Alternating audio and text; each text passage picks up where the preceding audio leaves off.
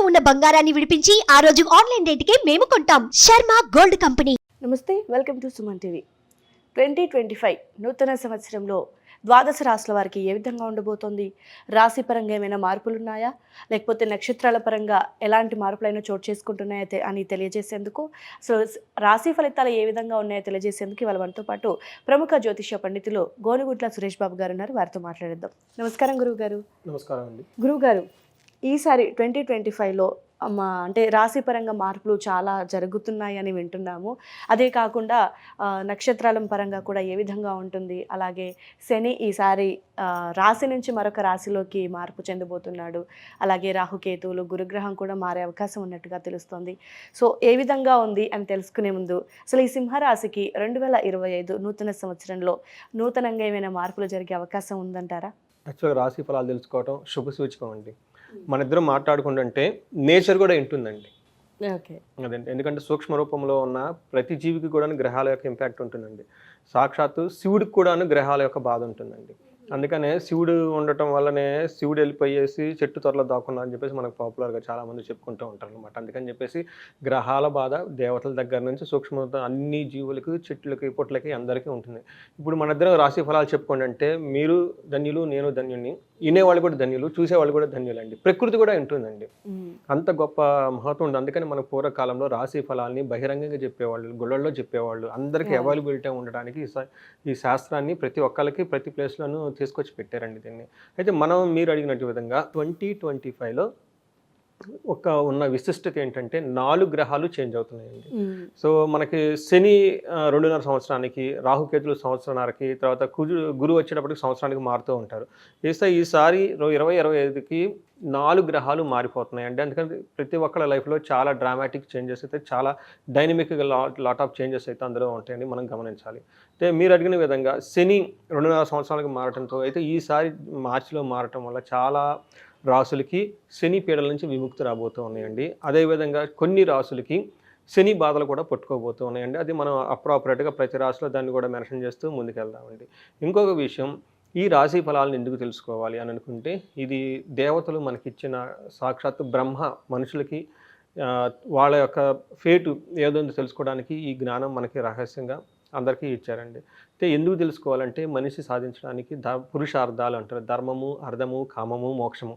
ఈ 4 మనిషి బిగినింగ్ నుంచి లాస్ట్ వరకు తను చేయాలనుకున్న పనులు ఈ 4కి సంబంధించే ఉంటాయి. అయితే అవి సాధించడం అంత ఈజీ ఏం కాదు, చాలా ప్రతికూల పరిస్థితులు ఉంటాయి, ఎన్నో ఒడిదుడుకులు ఉంటాయి, అబ్స్ట్రక్షన్స్, ప్రాబ్లమ్స్ ఉంటాయి. కాబట్టి వాటిని సాధించే క్రమంలో ఇవి ఎలాంటివి వస్తాయి, తర్వాత వస్తే ఏం చేయాలి పరిహారాలు అని చెప్పేసి మనకి ఈ శాస్త్రంలో చాలా స్పష్టంగా, క్లీన్గా, మోస్ట్ ఆథెంటిక్గా చెప్పబడి ఉందండి. మహర్షులు చెప్పారు. అది కూడా మనం శాస్త్రానుగుణంగా మనం ఇప్పుడు చర్చించుకుందామండి. సో మీరు అడిగిన విధంగా సింహరాశి కనుక చూసుకుంటే, ఈ సింహరాశి వాళ్ళకి మఖా 1, 2, 3, 4 పాదాలు, పుబ్బ 1, 2, 3, 4 పాదాలు, ఉత్తర ఫస్ట్ పాదం, ఈ 9 పాదాలు మొత్తం కలిపి మనకి సింహరాశిలో ఉన్నాయని చెప్పుకోవాలి. అయితే మనకి పేరు బలం కనుక చూసుకుంటే ఎవరిదైనా మా, మీ, ము, మే, మో, టా, టీ, టు, టే, ఈ అక్షరాలు మోర్ ఆర్ లెస్ ఈ సౌండ్తో ఉన్న పేర్లంతా కూడా మనకి సింహరాశి కింద వస్తారని మనం చెప్పుకోవాలండి. సో మనకి ప్లానెట్ యొక్క స్థితి కనుక చూసుకుంటే, మనకి మేనంలోని మార్చిలో 29th నుంచి శని మారుతున్నాడు, ఫస్ట్ గ్రహం. తర్వాత గురుడు వచ్చేటప్పుడు May 14న వాళ్ళు మిథున రాశిలోకి మారుతూ ఉన్నారు. తర్వాత కుంభరాశిలోకి వచ్చేటప్పటికి రాహు మారుతున్నారండి. తర్వాత అది కూడా May 18th నుంచి మారుతూ ఉన్నారు. తర్వాత మనకి సింహరాశిలోకి వచ్చేటప్పటికి కేతు సింహరాశిలోకి May 18th మూవ్ అవుతూ ఉన్నారండి. ఈ డేట్లో ఈ 4 గ్రహాలు ఆల్మోస్ట్ వితిన్ 3 months డిఫరెన్స్లోనూ అన్ని ప్లానెట్స్లో చేంజెస్ రావడంతో ప్రతి ఒక్కరికి మే మంత్ నుంచి చాలా డైనమిక్గా అందరి జీవితాల్లో చేంజెస్ అయితే ఉంటాయండి.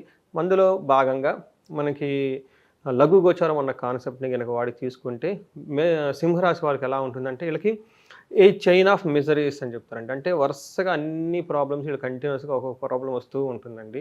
సో మనకి ఏంటంటే నల్ప దుఃఖ నిశ్చయం అని చెప్తుంటారు సంస్కృతంలో. అంటే ఒక దుఃఖం అనేది కంటిన్యూస్గా వస్తూ ఉంటుంది ఏదో ఒక బాధతో. ఇది చాలా గమనించుకోవాల్సిన ముఖ్యమైన విషయం సింహరాశి వాళ్ళు. దానికి కారణం ఏమంటే, వీళ్ళకి అష్టమ శని స్టార్ట్ అవుతుందండి. సో మార్చి నుంచి 2.5 సంవత్సరం శని వాళ్ళకి అష్టమంలో ఉండేసి అష్టానికి భావానికి సంబంధించిన కారకత్వాలన్నీ వాళ్ళకి బాధించే అవకాశం ఎక్కువగా ఉంది. అదేంటో మనం చూద్దాం. తర్వాత గురువు వచ్చేటప్పటికి ఫస్ట్లో 6 months వీళ్ళకి ధనం విపరీతంగా కోల్పోతుంది, ధనం వాళ్ళ చేతులు నిలవదు. అయితే మే తర్వాత వీళ్ళకి ధన ప్రవాహం స్టార్ట్ అవుతుంది. చాలా ధనానికి సంబంధించి ఎలాంటి ప్రాబ్లం అయితే ఉండదు. టయానికి అన్నీ అందుతాయి. అయితే రాహు కేతుల వల్ల ఏమవుతుందంటే అనవసరమైన ఇతరులతో గొడవ పడే అవకాశం ఎక్కువగా ఉంది. తర్వాత ఏదో ఒక విషయంలో ఏదో ఎప్పుడు పోగొట్టుకున్నట్టు ఉండే ఫీలింగ్ కూడా వీళ్ళకి ఎక్కువగా ఉంది. ఇది టోటల్‌గా సమ్మరీ చూసుకుంటే గనక మనకి ఎలా ఉంటుందనేది. మరి నక్షత్రపరంగా ఏ విధంగా ఉందంటారు గురు? గ్రహాలు అవ్వలేదు ఇంకా. ఆ. సో మనకి ప్రతి గ్రహం గనక చూసుకుంటే శని మీరు అన్నట్టుగా అష్టమ శని వీళ్ళకి స్టార్ట్ అవుతుందండి. మార్చి 29 నుంచి అష్టమ శని అంటే ఎలాంటి బాధలు ఉంటాయంటే వీళ్ళకి 2.5 సంవత్సరం పాటు సింహరాశి వాళ్ళు చాలా కేర్ఫుల్గా ఉండాల్సిన టైం వచ్చింది. ఇంతకుముందులాగా ఈజీ గోయింగ్ అన్నట్లు ఉండదు అనమాట. శని ప్రభావంతో చాలా ఇబ్బంది పడే అవకాశం ఎక్కువగా ఉంది. అది గమనించుకోవాలండి. తెలుసుకుంటంతోనే సగం రెమెడీ అయిపోతుంది అనమాట. ఓకే, నాకు ఈ ప్రాబ్లం ఉంది, శని ఇలా వస్తున్నాడు, శని ఇలాంటి ప్రాబ్లం తీసుకొని వస్తున్నాడు, ఇలాంటి ఛాలెంజ్ నాకు ఇస్తున్నాడు, ఫస్ట్ తెలుసుకుంటేనే సగం ప్రాబ్లమ్స్ పోతాయి. ఇందులో ఫస్ట్ వీళ్ళు ఏం చెప్తారంటే నానా కార్య విరోధచ్చ, అంటే ఏదైనా కనుక పని చేస్తే చేసిన ప్రతి పనిలోని వీళ్ళకి వ్యతిరేకత వస్తుంది. ఇది ఎందుకు చేసావు, అది ఎందుకు చేసావు, ఇది చేయొద్దు, అది చేయొద్దు, ఇంట్లో అలా ఉంటుంది, ఆఫీస్లో కూడా అలానే ఉంటుంది. టోటల్గా వీళ్ళు ఏదైనా పని చేస్తుంటే వీళ్ళదే క్రిమినల్గా ఏదో తప్పు చేస్తున్న ఫీలింగ్ వీళ్ళకే వచ్చేస్తుంది అనమాట. అలాంటి ఫీలింగ్ ఎక్కువ వచ్చేస్తుంది. విరోధచ్చ, ప్రతి ఒక్కరితోనూ గొడవ పడే అవకాశం ఎక్కువగా ఉంది. వ్యాధి పీడ, హెల్త్ కాంప్లికేషన్స్, అన్ఎక్స్పెక్టెడ్గా వాళ్ళ హెల్త్ డౌన్ అయిపోతుందండి. అప్పటిదాకా చెంగు ఎగురుతా పోయేవాళ్ళు హెల్త్ కాంప్లికేషన్స్ వచ్చేసి లేజీగా పడుకోవాలనిపించడం, ఏ పని చేయకుండా ఉండటం, ఇది ఇంతే కదా వదిలే, దీంట్లో ఏముంది అని ఒక నిరుత్సాహం పడేసి లాస్ అయిన విధంగా ఫీల్ అయ్యి ఉంటారు అనమాట. అందుకని ధనక్షయం, ఈ టైంలో ధనం కూడా రాదు.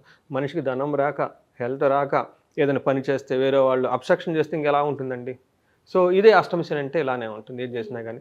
అంతే కాకుండా అపమృత్యు భయం, వీటన్నిటితో కూడి వీళ్ళు ఏమనుకుంటారంటే ఈ టైంలో అసలు నేను బతుకుతానా తెచ్చిపోతానా, నేను ఉంటానా పోతానా, అసలు నా వల్ల ఏమైనా ఉపయోగం ఉందా లేదా ఈ ప్రపంచానికి, నేను ఏది చేసినా వద్దంటున్నారు, హెల్త్ బాగలేదు, ధనము లేదు, నేను ఉండే ఉపయోగం ఏంటో, నాకు టఫ్ సిచ్యువేషన్స్ వచ్చే అవకాశం ఎక్కువగా ఉంది. కాబట్టి ఇది ఫస్ట్ తెలుసుకోవాలి ఇలా ఉంటుంది అని చెప్పేసి. ప్రతిదానికి రెమెడీ ఉంటుంది, దీనికి కూడా రెమెడీ ఉంటుంది, అదే లాస్ట్లో చూద్దాం. అదే గురువు వచ్చేటప్పటికి వీళ్ళకి మే ముందు ఒక రకంగా ఉంటుంది, మే తర్వాత ఒక రకంగా ఉంటుందండి. ఫస్ట్ మేకు ముందు వీళ్ళకి ఎలా ఉంటుందంటేనండి ధనం ఎక్కువగా కోల్పోవటం, వృధాగా అటు ఇటు తిరగటం, అంటే వృధా సంచారం, అంటే ఏదైనా చేస్తే అందులో ఉపయోగం లేకుండా ఉండటం, భయపడటం ఉండటం, బంధువులతో గొడవ, అధికారం, తర్వాత మిత్రద్రోహం, మిత్రులతో విరోధం, అధికారులతో అసంతృప్తి, వీళ్ళపై ఉన్న అఫీషియల్స్ వీళ్ళతో సంథింగ్ వీళ్ళ పెర్ఫార్మెన్స్ వీడికి హ్యాపీగానెస్ లేకుండా కొంచెం ఇబ్బంది పడుతూ ఉంటారన్నమాట. అయితే గురువు మారటంతో వీళ్ళకి అదృష్టం వచ్చేస్తుంది. అందుకని ఈ గురువు వీళ్ళకి తర్వాత 1 ఇయర్ టోటల్గా, అంటే మే నుంచి 1 ఇయర్, నెక్స్ట్ 1 ఇయర్ 1.5 ఇయర్ టోటల్గా వీళ్ళకి మంచి చేస్తుందన్నమాట. అంటే శని వచ్చినా కానీ ఆయన బాధలు పెట్టినా కానీ కొన్ని విషయంలో మే తర్వాత గురువు దానికి సపోర్ట్ వచ్చేసి మీకు ఇవ్వడానికి చాలా హెల్ప్ చేస్తున్నారు. ఏ విషయం అంటే యశో వృద్ధి, మీకు కీర్తి ప్రతిష్టలు చాలా బాగా వృద్ధి చెందుతాయి, బలవంతంగా ఉంటారు. తర్వాత సర్వత్ర విజయ సుఖం, ఎన్ని ప్రాబ్లమ్స్ ఉన్నా ఏదైనా కనుక పని చేస్తే ఆ పని విజయవంతంగా అయితే అవుతుంది. సో పని అంటే వర్క్ ఫినిషింగ్ అండ్ ఎక్స్పెక్టేషన్స్లో అయితే ఖచ్చితంగా శత్రునాశాంత, శత్రువులు కనుక వీళ్ళు ఎవరైనా కనుక అకారణంగా వీళ్ళని ఇబ్బంది పెడుతుంటే గురువు ప్రభావంతో వాళ్ళని ఓడిచేస్తూ ఉంటారు. తర్వాత వీళ్ళకి మంత్రసిద్ధి, వీళ్ళు ఈ టైంలో పూజలు చేసినా, లేదంటే దూర ప్రయాణాలు చేసినా, ఏదైనా దీక్ష తీసుకున్నా కానీ ఆ దీక్ష, ఆ మంత్ర ప్రభావం వల్ల వీళ్ళకి మంత్రం సిద్ధించి ఆ మంత్రం వీళ్ళకి యూజ్ అయితే అవుతుంది. దైవ భక్తి చాలా అనుకూలంగా ఉందని మనం చెప్పుకోవాలన్నమాట. ఈ ప్రకారంగా జూపిటర్ వచ్చేటప్పుడు ఫస్ట్ 6 మంత్స్ కొంచెం ఛాలెంజింగ్గా, తర్వాత అయితే బాగుందని మనం చెప్పుకోవాలి. తర్వాత మనకి రాహు మోస్ట్ ఇంపార్టెంట్ ప్లానెట్ అండి. రాహు వీళ్ళకి అంత అనుకూలంగా లేరండి. శని లాగానే వీళ్ళు కూడాను రాహు కూడా ఇబ్బంది పెట్టే అవకాశం ఎక్కువగా ఉంది. ఏ విధంగా రాహు ఇబ్బంది పెడతారంటే వీళ్ళకి 8th హౌస్లో ఉండటం వల్ల శరీరంలో హెల్త్ కాంప్లికేషన్స్ వచ్చే అవకాశం ఎక్కువగా ఉంది. రాజకోపం ప్రయాణం అని చెప్తారు. అంటే రాజకోపం అంటే వీళ్ళపై ఉన్న అఫీషియల్స్ వీళ్ళ వర్క్తో అన్హ్యాపీగా ఉండేసి ఎప్పుడు ఇబ్బంది అన్హ్యాపీగా ఉండే అవకాశం ఎక్కువగా ఉంది. ప్రయాణాలు అధికంగా బాగా అటు ఇటు తిరుగుతూ ఉంటారండి. ఇది మనకి మే 18th వరకు. మే 18 తర్వాత రాహు మారుతున్నారు. శని 7th హౌస్లోకి, 7వ భావంలోకి మారుతూ ఉన్నారనమాట. ఇలా మారటం వల్ల ఏమవుతుందంటే సర్వధాన్య ఫలం స్వల్పం, ఏదైనా కనుక పని చేస్తే లేదంటే అందులో వీళ్ళకి లాభం కొంచెం ఉంటుందన్నమాట. లాభం అయితే ఉంటుంది, నష్టమైతే రాదు, కానీ లాభం కొంచెం ఉంటుందన్నమాట. గమనం వృధా, ఏదైనా ప్రయాణాలు చేసినా ఎక్కడికైనా వెళ్ళినా కానీ వాటితో ఉపయోగం అయితే ఉండదు. అంటే ఆదాయం లేకుండా ఊరక తిరుగుడు ఎక్కువ ఉంటుంది. ఏదైనా కానీ కష్టపడి కొద్దో గొప్ప వచ్చినా కానీ చాలా చాలా తక్కువ వస్తుంది. ఈ విధంగా అదేదో అంటారు చూడండి, పైసా సంపాదన లేదు, క్షణం తీరిక లేదు అన్నట్లు ఉంటుంది అనమాట. వీళ్ళది తీరిక ఉండదు, ఎప్పుడైతే బిజీ చేస్తూ ఉంటారు. అలానే డబ్బులు ఏమైనా ఉంటే డబ్బులు ఉండవు. ఈ టైపు సిచ్యువేషన్కి రాహు తీసుకొచ్చే అవకాశం వీళ్ళకి ఎక్కువగా ఉంది కాబట్టి కాళ్ళకి సంబంధించి, చేతులకు సంబంధించి వీళ్ళు కొంచెం కేర్ఫుల్గా ఉండాలి. కొంచెం అన్ఎక్స్పెక్టెడ్ గాయాలు అవటం కానివ్వండి, వాటికి సంబంధించిన ఏదైనా ఒక రోగాలు వచ్చే అవకాశం ఎక్కువగా ఉంది. ఈ ప్రకారం 2025 సింహరాశి కాస్త జాగ్రత్తగా ఉండటం మంచిదే అంటారు అయితే. కరెక్ట్ అండి. ఎందుకంటే శని సరిగా లేరు, రాహుకేతులు కూడా సరిగా లేవు, గురువు కూడాను ఫస్ట్ 6 months సరిగా ఉండడండి, లాస్ట్ 6 months సరిగా ఉంటారు. అందుకని చెప్పేసి వీళ్ళకి శని రావడంతోనే కొంచెం ఎక్కువ ఇబ్బందులు తీసుకొచ్చే అవకాశం ఎక్కువగా ఉంది. వీళ్ళ లైఫ్ స్టైల్ చాలా జాగ్రత్తగా పెట్టుకోవాలి. ఓకే గురుగారు. సో మరి రాశి పరంగా ఓకే, మరి నక్షత్ర పరంగా ఏ విధంగా ఉందంటారు సింహరాశి వారికి? కరెక్ట్ అండి. సో ఇది మనం 3 నక్షత్రాలు ఉంటాయండి, మఖ, పూర్వ పాల్గొని, ఉత్తర. ఈ 3 నక్షత్రాలు కూడాను మనకి సింహరాశిలో వచ్చేస్తూ ఉంటాయండి. ఇందులో మఖా నక్షత్రం ప్రకారం చూసుకుంటే ఈ నక్షత్రం వాళ్ళకి 2 చాలా బాగుంటాయి. 2 విషయాల్లో 2 ఛాలెంజింగ్గా ఉన్నాయండి. ఏ విషయంలో బాగుంది అంటే వీళ్ళకి పట్టాభిషేకం. వీళ్ళు గనక మఖా నక్షత్రం వాళ్ళు ఎవరైనా గనక ఉంటే వీళ్ళకి హయ్యర్ ప్రమోషన్స్ వచ్చే అవకాశం ఎక్కువగా ఉంది. మినిస్టర్షిప్ లాంటివి కానివ్వండి, టాప్ లెవెల్ CEO ఎగ్జిక్యూటివ్ కానివ్వండి, ఇలా ప్రీమియం కేటగిరీలో ఉన్న C లెవెల్ పొజిషన్స్ కానీ, లేదంటే పొలిటిక్స్లో ఉన్న ఒక హైయెస్ట్ పొజిషన్స్లో ఉన్న వాళ్ళందరికీ పట్టాభిషేకం జరిగే అవకాశం ఎక్కువగా ఉంది. అదే వీళ్ళకి ధనవృద్ధి కూడా జరుగుతుందండి. అది నవంబర్ తర్వాత లాస్ట్ 2 monthsలో వీళ్ళకి అప్పటిదాకా ధనం కొంచెం ఇబ్బంది పడ్డా కానీ తర్వాత ధనం విపరీతం చక్కగా ఉంటుంది. అయితే వీళ్ళకి రాజ సమాన సౌఖ్యం కూడా ఉంది. అంటే చక్కగా లగ్జరీగా, కంఫర్టబుల్గా లైఫ్ ఓవరాల్గా అయితే సుఖానికి సంబంధించిన విషయాలు చాలా బాగుంటుందని చెప్పుకోవచ్చు. అయితే వీళ్ళకి ఛాలెంజెస్ ఒకటి ఉందండి. మఖా నక్షత్రం వాళ్ళకి కేతు ప్రభావంతో వీళ్ళకి ఏం చెప్తారంటే భయం గొలిపే సిచ్యువేషన్స్ ఎక్కువగా ఉంటుందండి. ఏదో వృధాగతంలో తాము భయపడుతూ ఉంటారు. అందుకని ఈ సిచ్యువేషన్స్ కొంచెం మఖా నక్షత్రం వాళ్ళు గమనించుకోవాలి. నెక్స్ట్ పుబ్బా నక్షత్రం, లేదంటే పూర్వ పాల్గొనే నక్షత్రం కనుక చూసుకుంటే వీళ్ళకి April 10th వరకు మరణ భయం, అయ్యో నాకేమో నవ్వుతుందేమో, నేను ఉంటాను పోతాను అన్నట్లు ఒక మరణ భయం అయితే వీళ్ళకి ఉంటుంది. కానీ వాళ్ళకి ఏప్రిల్ నుంచి ఈ 2 వరకు రాజ సమాన సౌఖ్యము, చక్కటి మంచి లగ్జరీ కంఫర్ట్గా ఉండేసి ఒక సెలబ్రిటీ లాగా వాళ్ళ లైఫ్ కూడా ఉంటుంది. అయితే మనకి నెక్స్ట్ వీళ్ళకి పట్టాభిషేకం, వీళ్ళకి కూడా హై పొజిషన్స్ వచ్చే అవకాశం ఎక్కువగా ఉంది. తర్వాత వీళ్ళకి ధన నష్టం చూపిస్తుంది, ధన వృద్ధి కూడా చూపిస్తుంది. ధన నష్టం March 16th వరకు ఉంది. March 16th తర్వాత గురువు ప్రభావంతో పూర్వ పాల్గొనే నక్షత్రం వాళ్ళకి, లేదంటే పుబ్బా నక్షత్రం వాళ్ళకి ధన వృద్ధి అయితే చాలా చక్కగా చూపిస్తుందని మనం చెప్పుకోవాలి. అయితే ఈ నక్షత్రం వాళ్ళకు కూడాను ఒక డ్రాబ్యాక్ ఏంటంటే వీళ్ళకి శని ప్రభావంతో భయం గొలిపే సిచ్యువేషన్ జరుగుతూ ఉంటాయి అన్నమాట. అందుకని అష్టమ శని ఉంటే ఊరికి భయపడిపోతూ ఉంటారు అనమాట. తర్వాత పుబ్బా నక్షత్రం వాళ్ళు June 14th తర్వాత చాలా కేర్ఫుల్గా ఉండాలండి. వీళ్ళకి ఒక సిచ్యువేషన్లో డూ ఆర్ డై అన్నట్లు ఉంటుందన్నమాట. బతుకుతామో పోతామో అన్నట్టు సిచ్యువేషన్స్ వచ్చి చాలా ఇబ్బంది పడే అవకాశం ఎక్కువగా ఉంది. ఇది మైండ్లో గుర్తుపెట్టుకొని పరిహారాలు చక్కగా చేసుకోవాలి రాసి వాళ్ళు. తర్వాత మనకి ఉత్తర నక్షత్రం వాళ్ళు కనుక చూసుకుంటే రాజ సమాన సౌఖ్యము, చక్కగా హ్యాపీగా లగ్జరీగా లైఫ్ ఉంటుంది, ధనవృద్ధి ఉంటుంది, ధనలాభం ఉంటుంది. వీళ్ళకి కూడా పట్టాభిషేకం, ఖచ్చితంగా ప్రమోషన్స్ అవన్నీ వచ్చేసి ఉన్నతమైన స్థితికి వెళ్ళే అవకాశం ఎక్కువగా ఉంది. అయితే వీళ్ళకి హెల్త్ రిలేటెడ్ కాంప్లికేషన్స్ వచ్చి కానీ తగ్గే అవకాశం చాలా క్విక్గా ఉంది. మన ఒక విషయంలో ఈ ఉత్తర పాల్గొనే వాళ్ళు, పుబ్బా వాళ్ళు, మఖా నక్షత్రం వాళ్ళు శని ప్రభావంతో విపరీతంగా భయానికి గురయ్యే సంఘటనలు చుట్టూ జరుగుతూ ఉంటాయనేది గమనించుకోవాలండి. రాశిపరంగా మనకి ఎలా ఉన్న కంపల్సరీ రాశి అనే తర్వాత నక్షత్రం కంపల్సరీ ఉంటుంది. సో ప్రతి ఒక్కరికి ఒక నక్షత్రం ఉంటుంది. సో నక్షత్ర పరంగా చూసుకుంటే కాస్త బాగున్నట్టుగా, కాస్త బాగాలేనట్టుగా అనిపిస్తుంది. సో ఓవరాల్గా అంటే ఒక 100లో వీళ్ళకి 50% బాగుంది అనుకోవచ్చు అంటారా? మరి 50-50 ఉంది అనుకోవాలండి. యాక్చువల్గా ఇంకా నేను అయితే ఏం చెప్తానంటే బాగున్న చట్ట విపరీతంగా బాగుంది, బాగలేని చట్ట విపరీతంగా బాగలేదు, అంటే ఎక్స్ట్రీమ్ గా ఉందన్నమాట. సో వీళ్ళకి రాజ్యాభిషేకము, ప్రమోషన్స్, హైఫై ఇలా వచ్చి అవి వచ్చిన తర్వాత ఇబ్బందులు స్టార్ట్ అవుతాయి. అలానే ఇబ్బందులు కూడా ఎలా ఉన్నాయి అంటేనండి కిందకి తొక్కేసే విధంగా ఇబ్బందులు ఉన్నాయి. అయితే అధపాతాళానికి లేదంటే రాజభోగం అన్నట్టుగా ఉంది. ఓకే గురుగారు, మరి సింహరాశి వారు ఎలాంటి పరిహారాలు చేసుకుంటే ఈ నూతన సంవత్సరంలో వారికి మరింత కలిసి వచ్చే అవకాశం ఉందంటారు, వారి సమస్యల నుండి బయటపడటానికి? ఇది చాలా ఇంపార్టెంట్ క్వశ్చన్ అండి మీరు అడిగింది. ఫస్ట్ ఏమో నా దగ్గరకు ఎవరైనా వచ్చినా కానీ ఏ నడుస్తున్నా, అష్టమ శని, అర్ధాష్టమ శని నడుస్తున్నా జనరల్గా వచ్చే పరిహారాలు ఓపెన్గా అందరూ చేసుకోగలిగే పరిహారాలు ఏంటంటే ఇవి అనమాట. ఏంటంటే ఫస్ట్ వీళ్ళకి శని పిప్పలాద స్తోత్రం అని ఉంటుందండి. ఇది ఒక 2 లైన్సే ఉంటుంది, 2 సెంటెన్సెసే ఉంటుంది. ఇది కానీ వాళ్ళు ఉదయం సాయంత్రం సూర్యోదయం సూర్యాస్తమయం కనుక చదివితే బాగా భక్తిగా ఎవ్రీడే చిన్న శ్లోకం కాబట్టి శని పెట్టే బాధల నుంచి ఉపశమనం వస్తుంది. ఓకే, ఇది శని మహాత్ముడు ఆయనంత ఆయనే వచ్చిన వరం అనమాట.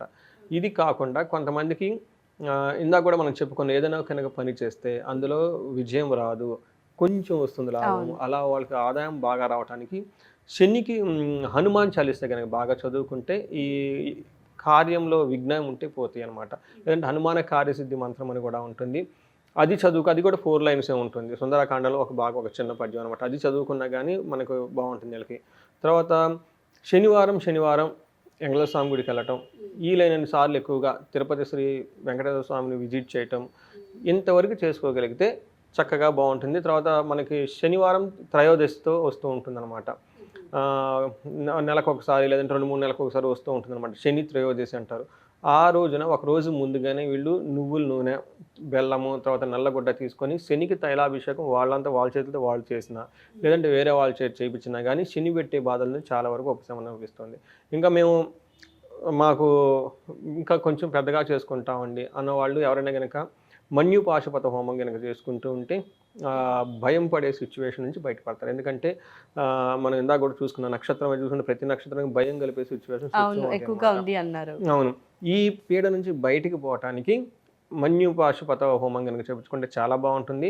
ఇంకొకటి వీళ్ళందరూ చేయించుకోవాల్సింది ఏంటంటే ప్రతి ఒక్కరికి పట్టాభిషేకం రాజు సమాన సౌఖ్యం ఇవన్నీ కూడా చూపిస్తుంది. ఇలా ఎవరైనా కనుక సీనియర్ మేనేజర్ లెవెల్లో ఉన్నా, లేదు అంటే మంచి బిజినెస్ పీపుల్ పెద్ద బిజినెస్లు ఉన్నా, లేదంటే పొలిటీషియన్ ఉన్న వీళ్ళకి రాజశ్యామల హోమం కనుక చేయించుకోగలిగితే ఒక 3 డేస్ దీక్షలాగా పట్టి ఆల్రెడీ ప్లానెట్స్ సపోర్ట్గా ఉన్నాయి కాబట్టి ఇంకా వాళ్ళకి చక్కగా రాజపదవి వచ్చే అవకాశం ఎక్కువగా ఉంది. రాజపదవి రావటమే కాదండి, వచ్చిన తర్వాత దాన్ని నిలబెట్టుకోవడం కూడా ఇంపార్టెంట్. చాలా ఇంపార్టెంట్. రావటం వస్తుందండి, కానీ దాన్ని ఆ పవర్ ఉంటుంది కదండి, ఆ రాజ్యలక్ష్మి అమ్మ కృపా కటాక్షం వీళ్ళకి రావాలంటే ఒకసారి రాజశ్యామల గనక యాగం గనక యజ్ఞంగా లేదంటే హోమం గనక చేయించుకోగలిగితే వాళ్ళకి బాగా వచ్చిన పొజిషన్ ఎంజాయ్ చేస్తారు ఎలాంటి ఆటంకాలు లేకుండా. ఓకే గురువు గారు, సో 2025 నూతన సంవత్సరానికి సంబంధించి సింహరాశి వారికి ఏ విధంగా ఉంటుంది, పరిహారాలని ఫలితాలని చాలా చక్కగా తెలియజేశారు. ధన్యవాదాలు. ధన్యవాదాలు. సో చూస్తున్నారు కదండి, రాశి ఫలితాలు అదేవిధంగా నక్షత్ర పరంగా ఈ ఏడాది అయితే మనకి 4 గ్రహాల మార్పు అయితే జరుగుతుంది. సో ఈ 4 గ్రహాల మార్పు వల్ల ప్రతి రాశిలో వారికి కూడా ఏదో కొంత, అంటే కొంతమందికి బాగుండడం, కొంతమందికి అస్సలు బాగోకపోవడం, సో కొంతమందికి 50-50 ఛాన్సెస్ అనమాట. సో ఇవన్నీ జరుగుతూనే ఉన్నాయి. సో అండ్ ఇదే కాకుండా రాశి పరంగా కానివ్వండి, లేదంటే పర్సనల్గా కూడా జాతక పరంగా కూడా సో చాలామందికి చాలా రకాల సమస్యలు ఉంటూ ఉంటాయి. సో వాటిని నివృత్తి చేసుకోవాలి, గురువు గారితో మాట్లాడాలి అని అనుకునేవారు కింద స్క్రోల్ అవుతున్న నెంబర్కి కాల్ చేస్తే ఖచ్చితంగా గురువు గారిని సంప్రదించవచ్చు. మీ సమస్యలకి పరిష్కారం మార్గాన్ని అయితే ఆయన చూపిస్తారు.